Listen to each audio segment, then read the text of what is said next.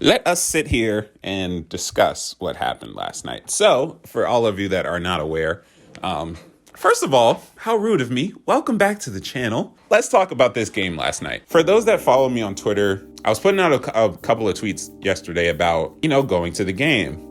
I ended up going to the Wizards versus Nuggets game for my own birthday. If you thought Raw Thoughts was random before, this is going to be the rawest of thoughts because I literally wrote down nothing for this video. I just want to talk to you guys about my experience going to my first NBA game in over 5 years. Pre-game, I get to the arena. Everything checks out. I check in through the bop, whatever. Check in, I get to my seat. Good seats. I'm right behind the Nuggets bench. I see Aaron Gordon out there. I see Will Barton out there. I see Boogie Cousins out there warming up early. Everyone around the Denver Nuggets section is standing around looking for the players. They're taking their pictures, whatever. I unfortunately did not get an autograph, which is okay. I was trying my best in my mind to be like, all right, it's going to happen. It did not happen, but that's okay. So yeah, no, I get to my seat. We're watching the people warm up, whatever. And it's such a different world going to a game. And obviously, for the obvious reason, right? You're actually at the game. You're in an atmosphere. It's a different type of feeling when you're watching basketball in person and through your TV. This season, I have been all broadcast television. So that whole world of, eye-level professional sports, I had not seen in a while. And I forgot how tall these people are because I was looking at Aaron Gordon, who is, 6'7", 6'8", I believe. I was looking at Denny Avdia. I was looking at Boogie Cousins. I was like, yo, these guys are big. It's insane seeing them up close. Yo, speaking of, when tip-off happened, it was Jokic versus KP. 2 7-footers. I'd never seen a 7-footer in person in my life. Those two people are gigantic. The game starts. It's typical stuff. I'm recording a bunch of clips, so next to my face or whatever, I can't remember what side I usually do it on, but you'll be looking at a bunch of game clips right now. If I actually tried to record all of the stuff that I actually wanted to, my phone would have died at the end of the first quarter, and I stand on that wholeheartedly because I was already using up most of my battery pre-game trying to get glimpses of all these players that I've never seen in person before. I did not stop smiling. From the moment that I stepped into that arena to the moment that I got home, that's when I stopped smiling when I was ready to go to bed. It was a great time. It was such a great time. And the game itself, the game itself was a fucking shit show. But I mean that in a good way. The Nuggets, obviously, everyone knows that they kind of spanked them. But that first quarter, that second quarter, they were whooping their asses. I'm talking like the Nuggets were out in transition. Jokic was running. Yo, that's actually something else I want to talk about. So Jokic running is it's so different seeing it in person and on TV because on TV he looks very, very slow on television. I'm not gonna lie. But in person, while he is still slow, obviously, in person, he is quick. He's pretty quick. He knows how to shuffle his feet pretty fast. You have to go through the experience of seeing them in person to, I think, truly appreciate what they're doing because that different perspective, how fast those zip passes were happening. And not just Jokic, but all of the Nuggets were throwing some really good passes. Even Kyle Kuzma was diming up his teammates. Like, that was really impressive. Like, the speed and zip and angles of these passes is so different in real life. And I really, really appreciate that because it makes me understand just how hard it is that they're working out there and how hard it is to do the simple things that they're doing. So we look at passes from Jokic, like a simple bounce pass or whatever. Mind you, when the Nuggets are on my side of the court and they're shooting on my side of the court, these bounce passes that he does through the tightest of windows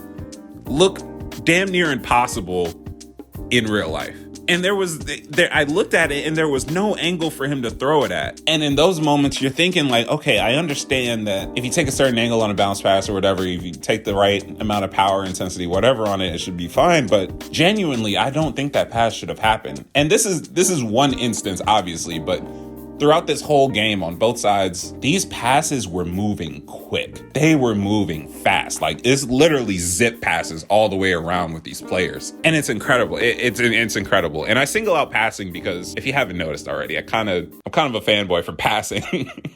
It just as a concept and as a thing that happens in NBA games. I love passing. But other than that, man, the game was good. Jokic gave me the absolute greatest birthday gift I could have ever asked for. 29 points, 13 rebounds, and 8 assists.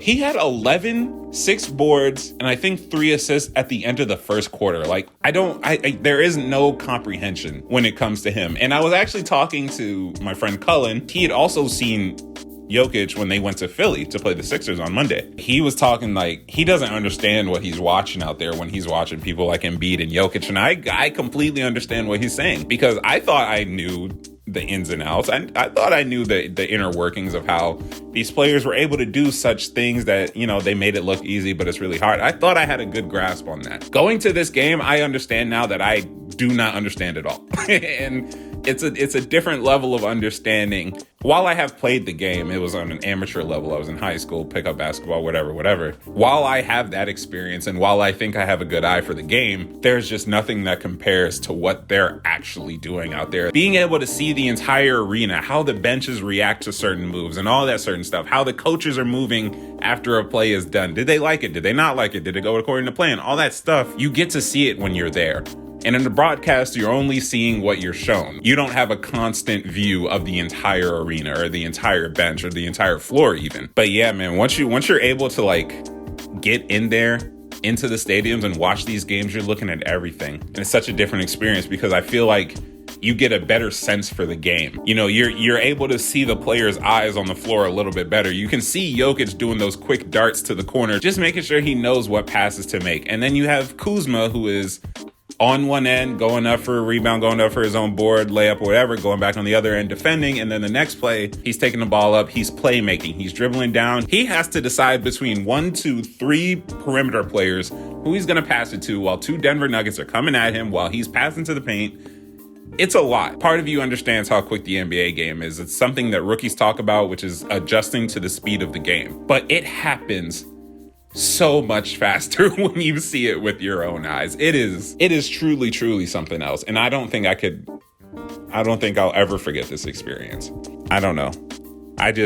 You see me smiling right now. This times 10 was what I was feeling and doing at that game last night.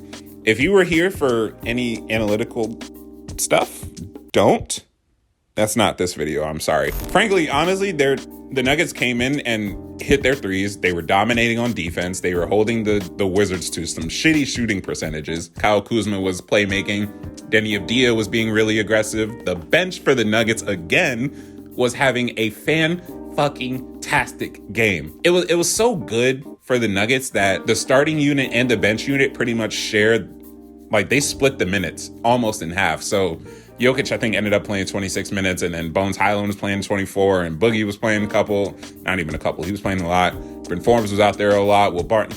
It's just, the team came in, dominated the Wizards. Everyone got to play. Facu even came in at the end. Marcus Howard came in at the end of the game. It was a good win for the Nuggets. It was a dominating win that we all kind of figured would happen, especially with the depleted Wizards team. But yeah, no. Overall, great time. Game was good. Got the birthday gift from Jokic, which was a near triple-double, but he had 29 and 13, and I'm very okay with that. So thank you guys for watching this very special edition of Raw Thoughts. Talk to y'all later. Peace.